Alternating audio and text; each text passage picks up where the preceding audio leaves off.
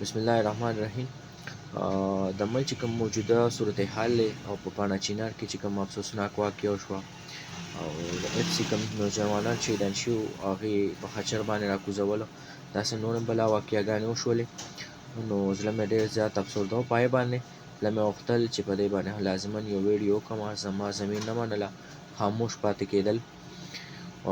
نو څومره چې هم داسې قسم کارونه کېږي نو موږ نه یو کس چې په دې کې هېر نه شي، نه چې زمونږ کلي کې کوم تایي سپورټران دي دا لازم ځان ته مه هټه کې.